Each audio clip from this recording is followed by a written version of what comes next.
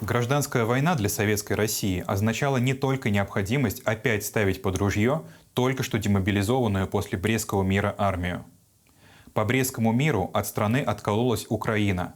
Были потеряны Польша, Прибалтика, а с началом мятежа Чехословацкого корпуса и Сибирь с Дальним Востоком. В 1918-20 годах контролируемая большевиками территория периодически сжималась до нескольких губерний европейской части России.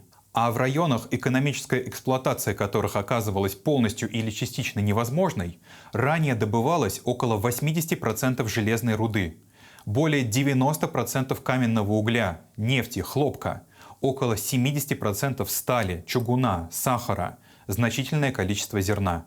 Перед страной встала, казалось бы, нерешаемая задача.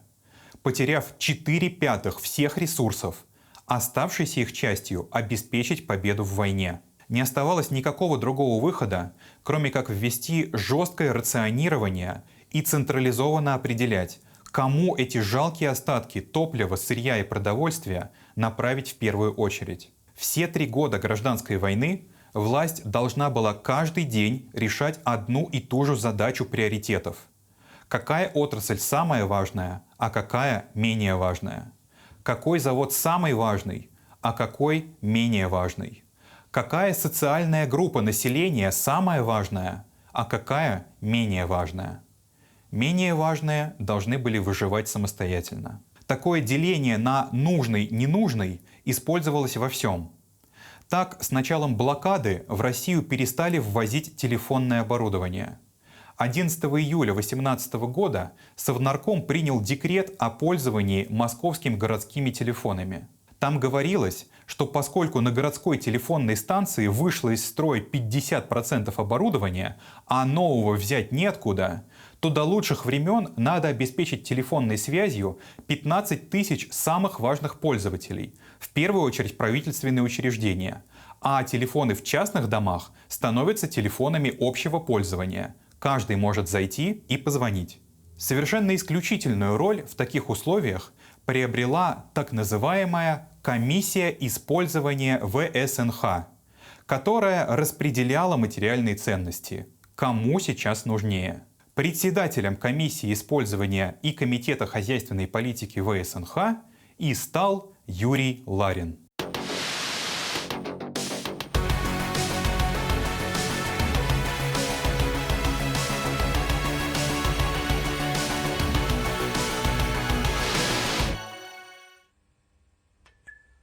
Началось все с распределения эвакуируемого из зон боевых действий имущества. 13 июля 1918 года вышло постановление Совнаркома об образовании специальной комиссии, которая бы его распределяла. 20 июля 1918 года вышел декрет Совнаркома о передаче в ведение ВСНХ всего имущества, существовавших еще с Первой мировой войны, снабженческих организаций Земсоюза, Земгора, Согора.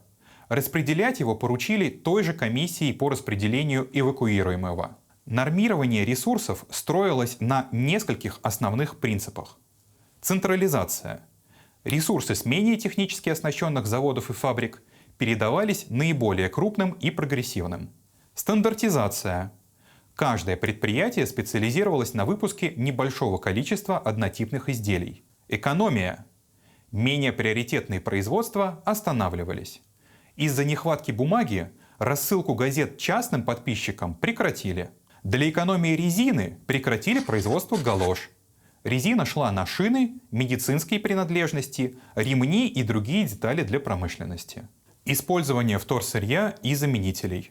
Кофе заменили цикорием, уголь торфом. В макулатуру отправили все нотариальные архивы, архивы банков и прочие документы, утратившие смысл при новом строе. Ведь собственность на землю и иную недвижимость была отменена.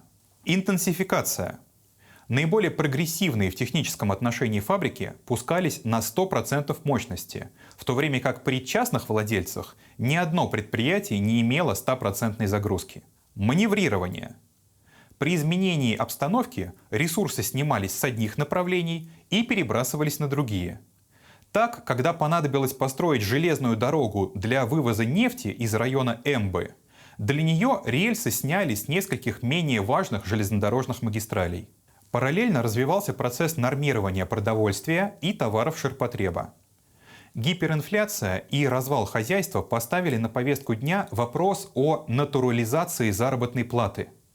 Если деньги теряют покупательную силу, зарплату надо платить материальными ценностями. Продовольственные карточки стали вводиться в городах еще с июля, но требовалось решить проблему более системно. Застрельщиком тут опять выступил Юрий Ларин.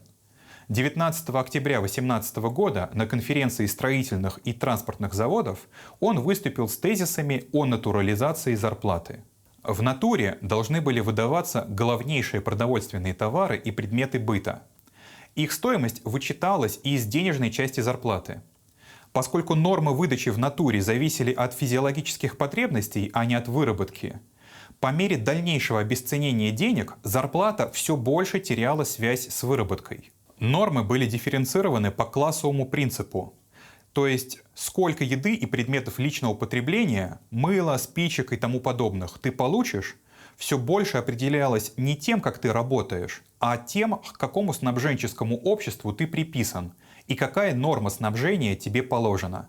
Оставалось надеяться, что сознательные рабочие при этом не снизят выработки.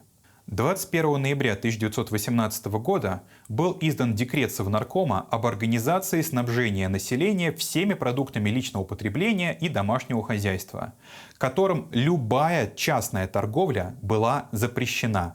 Снабжение населения должно было производиться по единому плану использования всех производимых в стране и импортируемых продуктов.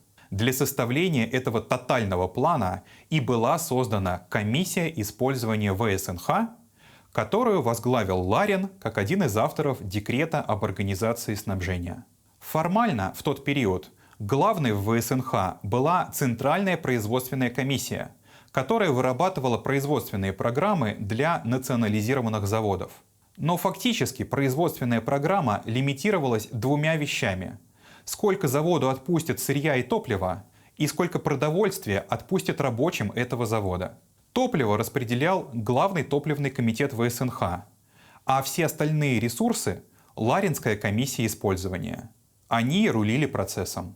Исключительное положение комиссии использования обуславливалось тем, что она составляла планы распределения и для населения тоже. Так, Ларин в «Правде» от 1 февраля 1919 года опубликовал статью с лаконичным названием «Снабжение России в 1919 году». В статье Ларин расписал, сколько в год советскому гражданину полагается мяса, хлеба, мыла, других товаров. Нормы были дифференцированы. Например, рабочему в год полагалась 1 пара галош, а крестьянину 1/14 пары или 1 пара галош на 14 крестьян. 1 января 1919 года Ларин в «Правде» поздравил советских граждан с Новым годом. Он заявил, что учет еще оставшихся в стране ресурсов уже в основном закончен, что позволяет разработать хозяйственный план на 1919 год, заранее определить, сколько ваты, обуви, валенок и иных предметов будет произведено, сколько из произведенного пойдет на производственное потребление, а сколько тому или иному разряду жителей. На этой основе, писал Ларин, можно будет в 1919 году заменить торговлю распределением и уничтожить деньги. В стремлении уничтожить деньги Ларин был не одинок. Резолюция состоявшегося в декабре 2018 года Второго Всероссийского съезда совнархозов о финансовой политике требовала устранить в конечном итоге всякое влияние денег на соотношение хозяйственных элементов. Народному банку отводилась роль расчетно-кассового аппарата при ВСНХ. С 1 января 1919 года государственные предприятия освобождались от каких бы то ни было налогов и сборов. Денежные средства выдавались предприятиям главным образом для выдачи заработной платы. У Ларина слова с делом не расходились. К весне ВСНХ разработал проект декрета о финансировании промышленности, который докладывали в Совнаркоме Ларин и Влас Яковлевич Чубарь, также член президиума ВСНХ. 4 марта 1919 года Совнарком принял декрет о финансировании промышленности, которым предприятия полностью лишались собственных средств. Все денежные поступления они должны были сдавать в казну. Ассигнования из бюджета становились единственным источником финансирования предприятий. Сметы предприятий утверждались главками ВСНХ, то есть производственными отделами ВСНХ. Главк — это главный комитет. У местных властей таким образом не оставалось никаких рычагов для влияния на экономическую политику. В январе 1919 года был опубликован декрет о переходе от политики изъятия излишков к продразверстке. Теперь с крестьян брали не излишки хлеба, а фиксированный объем, необходимый для снабжения рабочих и армии, уже не заботясь, останется ли что-нибудь самим крестьянам. Ларина такое решение устраивало не полностью, поэтому он выступил одним из инициаторов создания совхозов, советских хозяйств, в которых бы рабочие выращивали себе еду. Дискуссия об организации совхозов обострила вопрос о централизме. Как мы помним, по первоначальной задумке ВСНХ был собранием представителей, выбранных местными совнархозами, и не рулил ими, а лишь согласовывал их хозяйственные планы друг с другом. Необходимость жесточайшей экономии всего толкала страну к диктатуре центра по отношению к провинции. В декабре 1918 года тот же самый Второй Всероссийский съезд совнархозов принял решение об упразднении областных совнархозов как промежуточного звена между центром и местными совнархозами. Пока сохранившиеся губернские совнархозы все больше становились филиалами ВСНХ на местах, а местные совнархозы – простыми исполнителями поступавших распоряжений. Ларин в статье о совхозах буквально обрушился на губернские земотделы и местные совнархозы, которые хотели, чтобы выращиваемые в совхозах продукты оставались бы в их распоряжении. Ларин требовал, чтобы все продовольствие поступало в распоряжение центральных органов и ими же распределялось. Другими словами, чтобы рабочий в совхозе выращивал бы еду не себе и своим коллегам по заводу, а всем рабочим страны. Ларин здесь ссылался на Ленина, который на все том же Втором съезде совнархозов требовал перехода к единоличной ответственности и исключению местничества и особых мнений. В России должна существовать единая диктатура рабочего правительства, без которой наша революция погибнет, а не сотня местных диктатур, каждый со своей политикой, причем все они в совокупности способны совершенно расстроить, обессилить единую политику центра. В первый год нашей власти, пока центральная власть еще недостаточно окрепла и организовалась, и пока всех ресурсов в стране было больше, приходилось и можно было терпеть хаос и отсутствие единства в руководстве. Теперь же самочинно идти наперекор общегосударственной линии означает совершать преступление, которое не может быть терпимо. Всем должностным лицам, кем бы они ни были выбраны, придется это усвоить или быть снятыми со своих постов. Объективный и бесспорный контрреволюционер тот, кто делает теперь свою политику или политику своего съезда вместо политики рабочего правительства, каким бы он ни был в других отношениях прекрасным товарищем. Итак, все продовольствие отдается в центр и распределяется из центра. Вся промышленная продукция сдается в центр и распределяется из центра. Все деньги сдаются в центр и распределяются из центра. Деньги при таком подходе нужны только для выплаты зарплаты, а зарплата нужна, чтобы покупать товары на вольном рынке, нелегальном, но неустранимом. Так как Народный комиссариат снабжения, бывший Народный комиссариат продовольствия, мог обеспечить от силы треть потребностей горожан в продовольствии. В январе 1919 года потребление взрослого, занятого ручным трудом рабочего в Москве составляло всего 78% от медицинской нормы, а в Петрограде и вовсе только 53%. Такие печальные результаты во многом были связаны с тем, что государство мало что могло предложить крестьянам в обмен на хлеб. Все заводы работали на оборону. К 1920 году оставался еще один фактор производства, не затронутый централизацией – труд. Без централизованного перераспределения рабочей силы хозяйственная система военного коммунизма оставалась незавершенной. Всеобщая трудовая повинность была введена еще в 1918 году, а в январе 1920 года вышел декрет Совнаркома о порядке всеобщей трудовой повинности, которым все трудоспособное население могло привлекаться к выполнению определенных трудовых заданий. Для руководства распределением рабочей силы был создан Главный комитет труда, главкомтруд. Теперь ты не просто был обязан работать, но был обязан работать там, где скажут. На базе армейских соединений создавались трудовые армии. Оставаясь мобилизованными, красноармейцы привлекались к выполнению различных неквалифицированных работ. Ларин не остался в стороне от этого процесса. В феврале в «Правде» он делится с читателями своим опытом организации трудовой повинности в Ярославской губернии.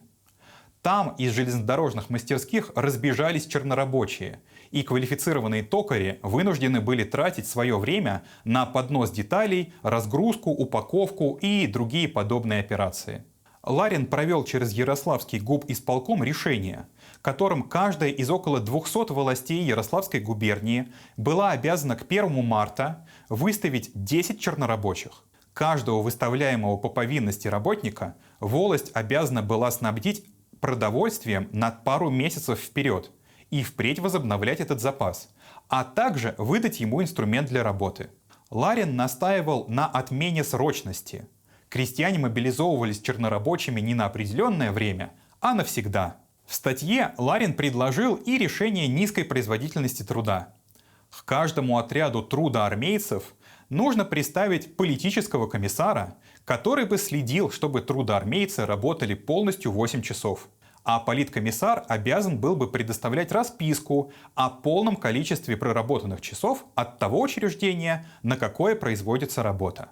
В общем, у нас, конечно, государство рабочих и крестьян, только вот деревня должна предоставлять работников на самые непрестижные должности, кормить их и снабжать инструментом, а политкомиссары будут следить, чтобы никто не отлынивал. Что-то в этой схеме все-таки смутило редакторов «Правды», и статья вышла с припиской «Печатается в порядке дискуссии». В дальнейшем такие приписки у статей Ларина стали появляться все чаще. В январе 1920 года состоялся Третий Всероссийский съезд совнархозов. Позднее Ларин утверждал, что он на этом съезде предложил перейти от разверстки к торговым и налоговым способам заготовки сельскохозяйственных продуктов. Съезд совнархозов вроде бы даже поддержал это предложение, но в тот период партия переходу к продналогу категорически воспротивилась. С этим утверждением есть одна тонкость. Стенограмма съезда не была опубликована, и что конкретно предлагал Ларин, мы не знаем. Но знаем реакцию на его выступление. Нарком финансов Николай Николаевич Крестинский послал тезисы Ларина Ленину с припиской, что рассматривает их как неосуществимые и политически вредные. Из записки Крестинского мы знаем, что Ларин, может, и предлагал заменить разверстку налогом в отношении крестьян, но заодно Ларин предлагал полную отмену денег. Ларин обещает отмену денег еще в новогоднем обращении 1919 года. Но теперь, в январе 1920 года, уж точно время настало. Ленин отреагировал следующим образом. Запретить Ларину прожектерствовать. Рыкову сделать предостережение. Укротите Ларина, а то вам влетит. Ларина за его выступление даже исключили из президиума ВСНХ.